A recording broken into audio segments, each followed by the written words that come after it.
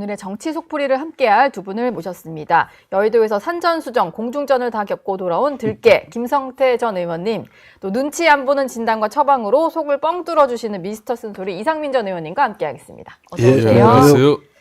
어제 그 민주당 법사위원들 주도로 있었던 윤석열 대통령의 구치소 CCTV 열람 얘기부터 좀 해보겠습니다.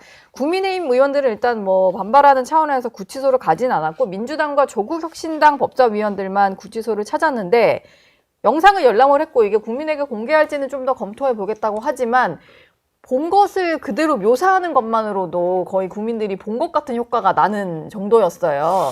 추미애 법사위원장 이제 등극하고 제 1호 작품이 그러니까 윤석열 전 대통령 서울구치소 강제 구인 당시에 그 영상 CCTV를 확보해서 그걸 갖다 원래는 공개하려고 했지만은 뭐 우리 같은 사람도 그게 국익과 국민 여론에 어떤 도움이 되냐. 그렇게 전직 대통령 망신살을 한번 뻗치게 해주는 게 그게 쉽게 말하면 법사위의 민주당 의원들이 할 도리냐. 제가 비판을 좀 많이 했었어요.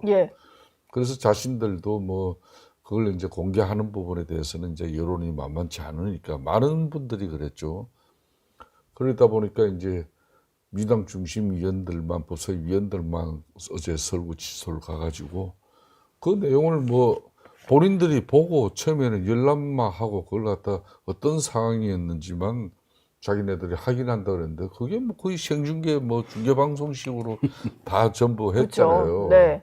묘사를 막 해주니까. 그러니까 이제 참 그런 부분을 제가 지켜보면서 이게 이제 특검도 그러니까 윤석열 전 대통령이 특검 출석을 수사에 협조하지 않는 부분이 있다 하더라도 그거는 본인이 어차피 어제도 이야기한 것처럼 나가더라도 진술을 거부권 행사할 건데 굳이 강제 구인을 해서 그럼 한마디로 피의자가 수사에 협조하지 않고 또 진술도 하지 않으면 그럼 나중에 기소되면 그 불이익은 자신이 감당하는 거 아닙니까? 그렇죠.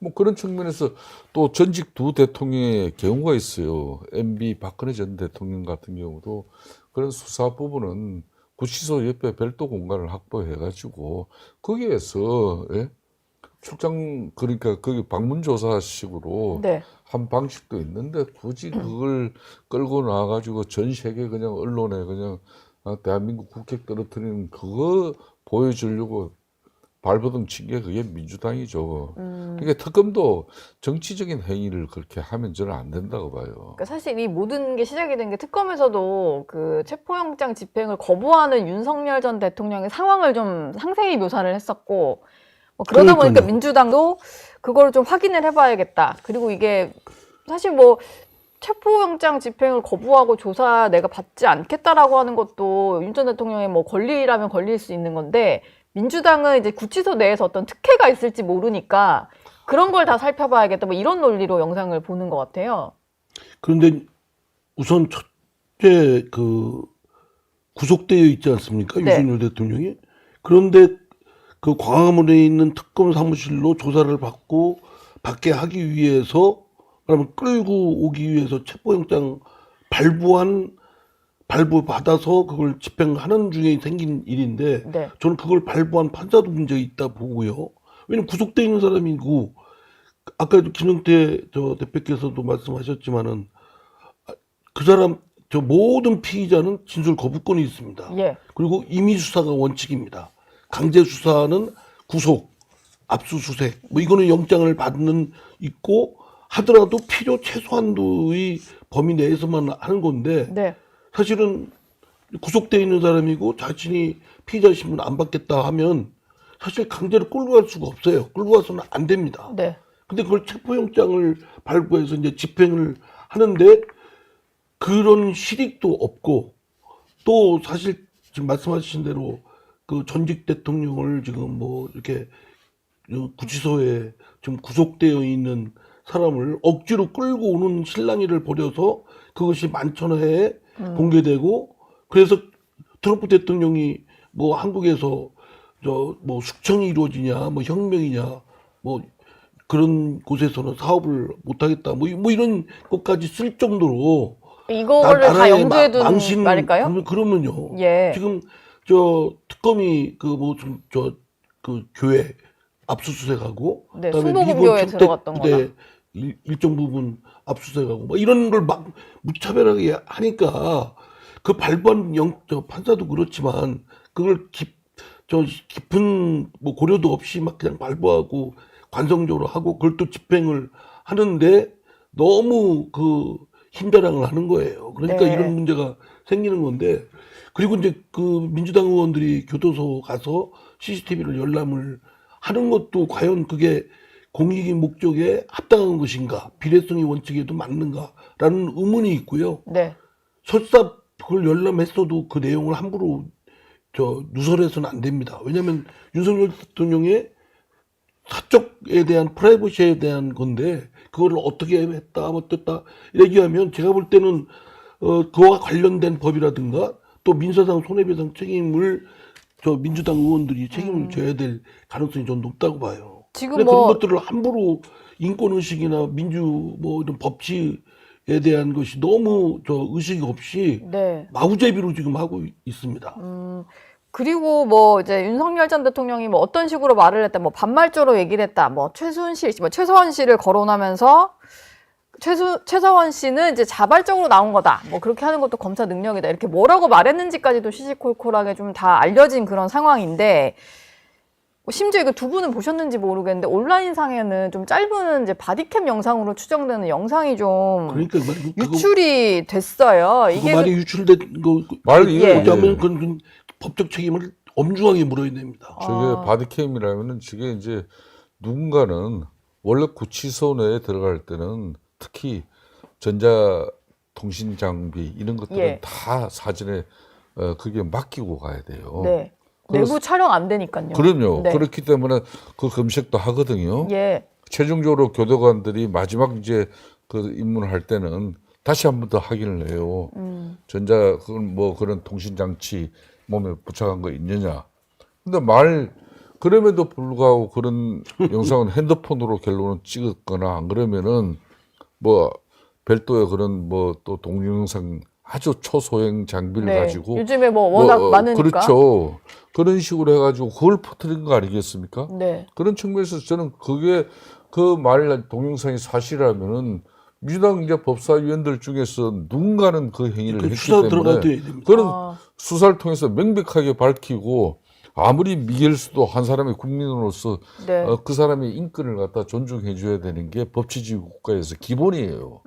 그 기본을 상실하면서 그런 비열한 정치 행위를 한 그런 민주당 정치위원이 있다 하면은 이거야말로 발본색원해야 될 문제죠, 이것도. 예. 그런 영상이 어떻게 찍혔으며 왜 유출이 됐느냐, 이건 좀 그렇습니다. 밝혀져야 될 부분 같긴 하네요. 그게 유출됐으면 분명히 개연성이 민주당 의원들이 열람하면서 CCTV 했을 거라는 것이 능히 넉넉하게 충분히 추론할 수 있지 않습니까? 그럼 수사 들어가야죠. 지금 그리고 아마 실정법상으로도 이제 저희 변호사들이 그 피의자 자기 의뢰인이 접견할 때에도 지금 아까 김성태 대표께서 한 대로 다 소지품 이런 거 내놔야 됩니다. 그리고 만약 그럼에도 불구하고 찍었다 그러면 법 위반입니다. 그렇죠. 실정법 위반이기 때문에 그에 대한 법적 책임을 당연히 추궁할 수 있다고 생각됩니다. 유출된 영상 얘기까지 좀 해봤고요. 추미애 의원이 법사위원장이 되면서 법사위 원래도 잘 안 굴러가는 상임위로 유명했는데 그 전 뭐 위원장도 그렇고 추미애 위원장은 이번엔 소위 구성 자체를 좀 일방적으로 하려는 모양이에요. 그래서 국민의힘 의원들이 단체로 좀 항의 방문도 하고 사퇴를 촉구를 하고 있던데, 원래 이렇게 소위도 위원장 마음대로 하면 되는 건가요? 아니죠. 국회는 항상 국회법에 따라서 교섭단체를 왜 둡니까? 네. 국회의원 20명 이상으로 구성된 교섭단체는 국회의 모든 의사 일정이라든지 회의에 관한 내용에 대해서 그 교섭단체 간 협의를 통해 가지고 그걸 진행하기로 돼 있단 말이에요. 그러면 법사위가 국회 내에서도 상원으로 불릴 정도로 막강한 힘을 가졌는데 그 법사위 위원장이라고서 위원장은 회의를 진행하고 원만하게 위원회를 운영하는 그런 관리자 입장이고 진행자예요. 그런 측면에서 지금 이제 법사위가 1소위가 있고 2소위가 있다 그러면 그런 여야 민주당이 1소위를 맞으면 야당인 국민의힘이 이소희를 맡게 되는 거고. 그건 너무나 기본적인 상식이에요. 네. 그렇게 해서 국회가 운영되는 건데 그걸 지금 현재 그렇게 1소위, 2소위 지금 현재 각각 지금 맡고 있어요. 그걸 지금 현재 추미애 법사위원장은 뭐 이제 다수 의석을 확보하고 있는 법사위에서도 지금 뭐 거의 뭐 압도적으로 민주당 의원들의 의석이 많으니까 거기에도 그냥 의석 비율에 따라서 그냥 다 해버리자 자기네들이 그 심산 아니겠습니까? 예. 그러니까 그런 소위 배치까지도 자기 마음대로 이거 해버린다면 이거야말로 입법 독재를 위한 쉽게 말하면 뭐 독재 여왕이 법사위에 등극한 거죠. 저 한번 두고 봅시오. 이재명 예. 대통령이 앞으로 두고 머리 아파할 삼적이 있는데. 삼적. 예.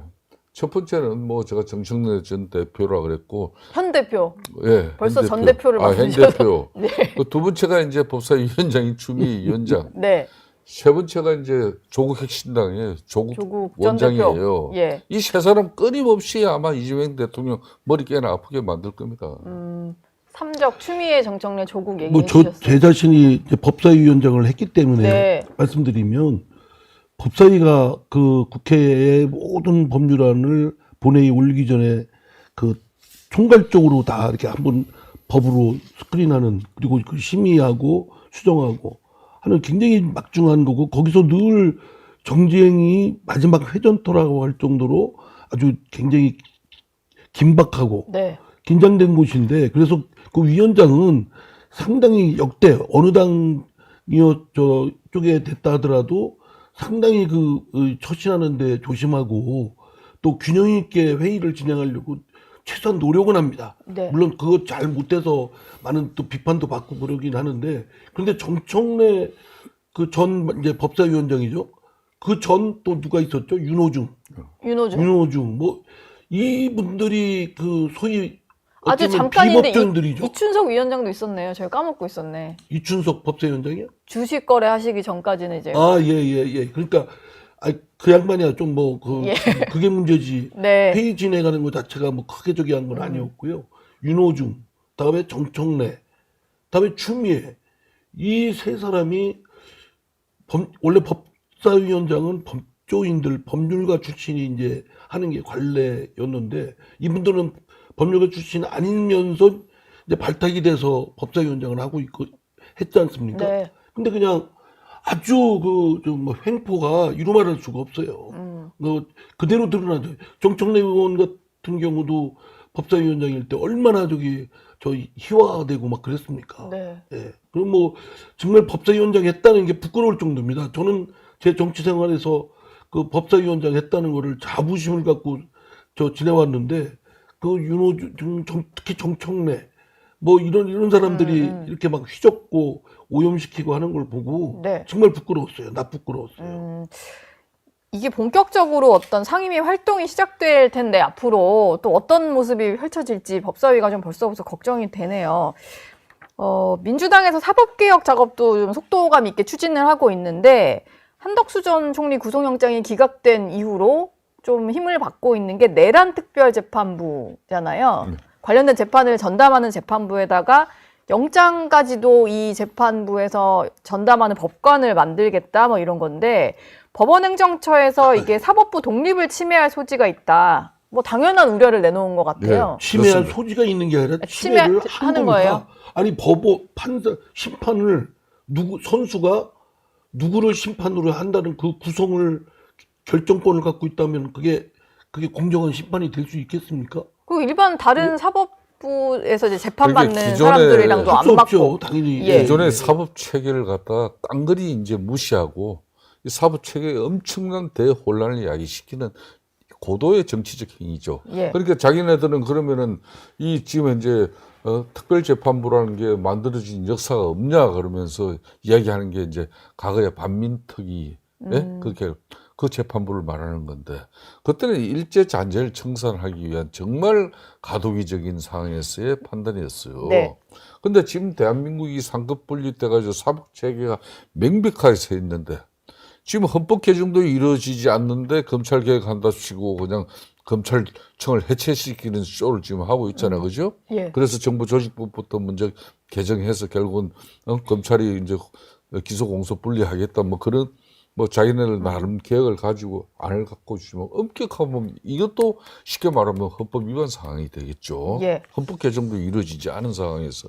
그런데 지금 현재 이 특별재판부 같은 경우는 이걸로 가지고 지금 현재 지금 윤석열 전 대통령 내란죄 지금 현재 재판받고 있는 이 판사도 지금 현재 법원 행정처에서 제대로 된 인사로 통해 가지고 새로운 재판부가 구성되지 않으면은 특별재판부가 만들어질 수밖에 없다는 그런 뉘앙스의 압박을 지금 하고 있는 거예요. 네. 노골적으로 이번에 이제 한덕수 전 총리가 이제 기각되는 어떤 그걸 갖다 빌미를 삼았지만은 지금 여러 가지 포석을 가지고 이 특별재판부를 운영하겠다는 것은 지금 현재 특검 그렇지 않아도 수사기관 이것도 국회에서 결정을 했지만은 자신들이 또 더 강한 뭐 또 특검법이다 더 센 특검법이다 해가지고 이거 일방적으로 또 특검 수사기간 또 늘리고 네, 기간 연장하겠다. 수사 뭐 인력도 대축도 그럼 내년 지방선거까지 이걸 끌고 가겠다는 그런 정치적 의도가 명확한 거예요. 예.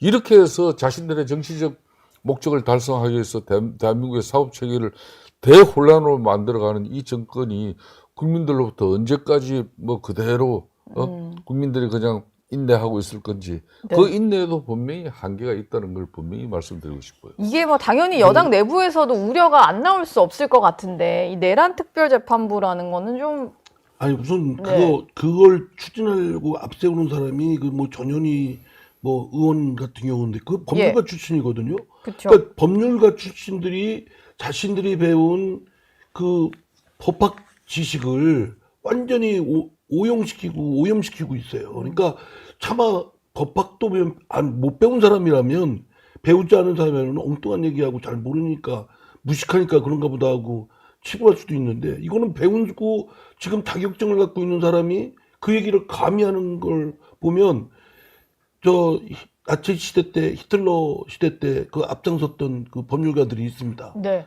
그 사람들이 도구 악용하는 도구로 지금 동원되는 것이다. 법률가라면 도저히 그런 말을 내뱉을 수가 없는데 어떻게 특별재판부를 해서 그 재판부의 구성을 국회에서 이렇게 여야 뭐 어쩌고 저쩌고 추천해가지고 뭐 이렇게 구성하겠다고 하는데 아까도 말씀드렸지만 경기의 심판을 저 선수들이 선택할 수 있나요? 그건 안 되잖아요. 그건 네. 불공정한 거죠. 그리고 우리나라는 저 특수한 사회 계급을 인정을 안 합니다. 근데 특수한 사람들만 별도의 재판부를 구성해서 재판을 받게 한다. 이거는 좋은 의미든 나쁜 의미든 그런 특수한 계급을 만들어낼 수가 없어요. 위헌이고. 그리고 이제 그 뭐 검찰청 폐지도 그렇습니다. 우리나라 헌법에는 그 검찰총장은 국무회의의 심의사항입니다. 국무회의 심의 법무총장의 임명 예. 또는 그러니까 그런 국무회의에서 심의해서 결정해야 될 그 사안 안건 중에 검찰총장의 그 임명이 들어가는데 그 네. 검찰총장을 없애면 되겠습니까? 그리고 영장 청구, 구속영장 청구, 압수수색 영장 청구도 수사의 일환으로서 판사한테 청구하는 거 아닙니까? 그 청구가 누가 하냐? 검사가 합니다. 네. 아예 헌법에 검사가 청구에 의해서 판사가 발부한 영장. 그런데 그러면 만약에 수사권을 뺏어버리면은 검사 수사권을 뺏으면 위헌입니다. 그러니까 그런 거를 마구제비로 지금 하면서 뭐 기소와 검사 어쩌고 저쩌고 하고 막 이렇게 치닫고 있는데 너무 상식에 반하고 저 법리에서 저 명백히 아주 어긋나는 네. 이런 행태들을 지금 저 민주당이 또는 이재명 정권이 밀어붙이고 있고 딱 하나 아닙니까? 의석이 많다는 거. 국회에서 그리고 대통령이 그 민주당 소속이기 때문에 거부권 행사하지 않을 거라는 거. 그러면서 막 밀어붙이고 뭐 심지어는 그 정청래 대표 같은 경우는 추석 때까지 다 완결 짓겠다고 뭐 이렇게 하고 네. 있고. 계속 정광석화 이런 말을 쓰잖아요. 예. 뭐 내란 특별재판부도 그렇고 그 지금 검찰개혁과 관련해서도 그 여권 내에서 약간의 이견이 있는 것 같은데 이문정 동부지검장 같은 경우는 실명을 거론하면서 검찰 오적 뭐 이런 표현까지 쓰고 정성호 장관에 대해서도 좀 불만을 나타내고 이러니까 대통령실이 보기에도 이건 좀 과했다라는 평가를 받는 것 같아요. 그리고 검찰 내부에서도 수사 안 해보셨냐 이런 말이 나올 정도잖아요. 그렇습니다. 이민정 검사장에 대해서는. 그러니까 이제 정성호 법무부 장관 입장에서는 그 모멸감과 망신을 딴 사람한테서 탄 게 아니고 바로 자신의 지휘권에 있는 그런 동부 지금 현직 검사장이 예. 그런 흔히 말하는 검찰 오적이라는 걸 발악해가지고 대통령이 임명한 그 사람들, 특히 대통령실의 민정수석인 봉옥수석부터 해가지고 쭉 열거를 했단 말이에요. 그 심지어 본인이 장관 가기도 전에 그럼요. 임명된 분들이잖아요. 그러니까 이런 사람들을 갖다 이렇게 검찰 오적이라고 이렇게 현직 동부지검장이 민색 지금 뭐 치안 뭐 이런 사범들의 뭐 수사 이런 걸 다 제껴놓고 모든 정치적 행위를 위해서 동부지검장의 그 지위를 가지고 활용하고 있다 그러면은 이게 대통령이나 뭐 법무부 장관이 감찰관실을 통해 가지고 이거 분명히 징계 조치를 해야 될 그런 사안이에요. 오직하면은 지금 이제 검찰 개혁과 관련해 가지고 지금 이제 대통령 이재명 대통령 자신도 이 검찰 개혁에 있어서 무슨 문제가 있는지 이게 토론을 한번 해보자. 예. 필요하다면 자기가 사회를 직접 볼 수도 있다. 그럴 정도로 이게 쉽게 말하면은 민주당이 일방 주도의 그런 법 개정을 통한 검찰 개혁이라는 그런 식으로 국민적 이해와 동의를 구하기 어렵다고 판단을 하는 거예요. 네. 더군다나 야당은 아예 뭐 표싱해 보려고 하는 거 아니겠습니까? 그런 측면에서 검찰 내부에 이거는 지금 뭐 저항, 이걸 지금 떠나서 지금 상식적으로 하는 이야기예요. 예. 근데 그걸 가지고 지금 이제 현직 동부지검장도 그렇고, 민주당 내에 그냥, 민행배 지금 검찰개혁 TF 위원장이 뭐 장관을 갔다가 나가도 한참 나왔다 그러고, 그래도 정성호 법무부 장관은 그래도 민주당 자기 친정집의 오선 의원이에요. 네. 지금 재선 의원이 그런 식으로 정치적으로 아무리 자신이 뭐 검찰개혁에 어떤 의지를 가졌는지 말이에요. 이렇게 한마디로 이 사람들이 바로 사법체계를 혼란을 야기시키는 한마디로 주인공들이에요. 그러니까 이게 민주당 안에서 검찰 개혁 필요성 이런 건 다 공감을 하지만 속도에 있어서는 확실히 좀 차이가 있는 것 같고. 속도나 방향도 그렇고 내용도 그렇고 지금 그러면 졸속부실이고 예. 그냥 검찰이 뭐 그동안에 뭐 검찰권을 오남용했고 또 이제 믿고 적대심이 있고 하니까 없애자 뭐 이런 식이에요. 네. 그렇게 따지면 뭐 문제가 있어서 없애겠다고 한다면 국회는 왜 그냥 둬요? 국회는 뭐 문제가 한둘이에요 지금? 그럼 그러네. 국회부터 없애야지. 문제 있어서 없앨 것 같으면은. 그렇죠. 그러니까 검찰 개혁한다면 정치 개혁을 왜 안 합니까? 예. 국회의원 개혁은 왜 안 하고? 뭐 그러면서 자신들의 더럽혀져 있는 그런 것들은 대들보는 보지도 않고 예. 그 나 있는 티눈에 나온 그것만 트집 잡아서 뭘 없애겠다. 없애고 뜯어고치고 해서 그거를 성과로 내세우겠다고 하는데 네. 결국은 그런 것들이 그 공수처의 경우에 봤듯이 졸속부실하게 되고 막 뒤죽박죽되고 뭐 그렇게 되지 않습니까? 뻔합니다. 이번에도 좀 그럴 우려가 있다. 그건 좀 보나마나 뻔합니다. 그게 지금 사법책이라는 것이 네. 그냥 검찰 쪽만 덜렁 있는 게 아니라 다 이 복잡계처럼 연관되어 있기 때문에 하나를 드러내서 없앤다고 하면은 다른 것들까지 막 엉망진창 돼버립니다. 지금 그 검찰개혁 입법 과정에서 가장 좀 쟁점이 되고 있는 게 중대범죄수사청을 어느 부처 밑에 둘 거냐인 것 같아요. 그거 하고요. 예. 보안수사권이죠. 보안수사권. 예. 보안수사권에 대해서는 이민정 검사가 이제 뭐 필요 없다고 했다가 현직 검사들한테 반발을 받고 있는 상황이고 예. 또 정성호 법무부 장관 같은 경우는 이게 법무부로 올 필요가 있다라는 건데 나머지 좀 강성 민주당의 의원들이나 이런 분들은 다 행정안전부 밑으로 가야 된다 이런 거잖아요. 그렇습니다. 그러니까 어제도 당장 보니까 박지원 의원은 그냥 이게 행안부로 결정된 거다. 거의 뭐 쐐기를 박아서 얘기를 하시던데. 그게 이제 중부 난방으로 너무 지금 현재 집권당인 그대 170석을 보유한 그런 집권당이 또 자신들이 만들어놓은 대통령하고 이게 뭐 검찰 개혁을 그럼 검찰 개혁의 주체가 지금 당인지 새로 선출된 그런 이재명 대통령, 이재명 예. 정부인지 네. 국민들 어느 누구도 구분해내지 못해요. 그러니까 경찰 같은 경우는 이미 경찰 국수본 그리고 별도 공수처 뭐 이런 부분이 있는데 그거 다 지금 이제 새롭게 기소 뭐 이렇게 공소 분리하면서 만드는 수사 기능 그 자체를 갖다가 경찰 그러니까 행안부 조직에 둔다면은 당연히 이제 이 수사의 오남용이 거기에서 어떤 문제가 집단적으로 발생하면은 그걸 제어하고 견제할 수 있는 기능이 어떻게 있냐 이거예요. 예. 그런 측면에서 네. 자신들이 이제 이 지금 현재 경찰로 지금 이 수사가 권력이 집중되는 부분에 대해서 문제점을 알면서도 쉽게 말하면은 앞으로 경찰 조직이 자기네들이 장악돼 있는 마당이니까 앞으로 모든 뭐 이런 불합리한 수사 뭐 이런 부분에 대해서 자기네들 입맛대로 행안부 장관을 통해서 이제 갖고 놀겠다는 그런 뭐 의지 그 네. 이상 이하도 아닌 거죠. 최근에 보니까 이거 예. 어느 부서에 두는 게 핵심이 아니고요. 네. 사실은 그 수사는 공권력의 가장 예리한 그 권력을 행사하는 것이기 때문에 네. 그거는 정치 권력으로부터 또는 사회의 여러 가지 영향으로부터 차단돼서 독립적인 공정한 그런 수사를 할 수 있도록 하는 게 중요합니다. 그래서 네. 저 검찰청의 경우가 법무부에 소속됐다 하더라도 법무부와 검찰청은 별개의 조직으로 별도의 원리로 운영하고 있지 않습니까? 네. 그러니까 그런 측면에서 이거를 논해야 되는데 뭐 행안부 이게 무슨 뭐 무슨 애들 그 뭡니까 이게 꼬 맞추기 하는 그런 것도 아니고 이게 무슨 행안부가 하는 게 낫냐 법무부가 낫냐라고 하는 그런 논의로 가는 것은 참 저급하고 그 본질에서 벗어난 얘기라고 생각합니다. 네. 공정성 또 재판 그 수사의 독립성을 보장하기 위해서 어떻게 하면 제도적으로 완비해서 일을 하느냐 여기에 초점 맞춰져야 된다고 생각하고요. 박정호 의원 같은 경우도 아니 행안부를 결정했다는 걸 자기가 어떻게 알아요? 법에 입법 사항인데. 박지원 의원은 뭐 모르는 게 없으신 분이니까. 아니 그러니까 웬만한 걸 다. 모르는 게 없는 게 아니라 너무나 틀린 얘기를 하니까 그런 거고요. 그리고 경우에 안 맞는 얘기죠. 그게 네.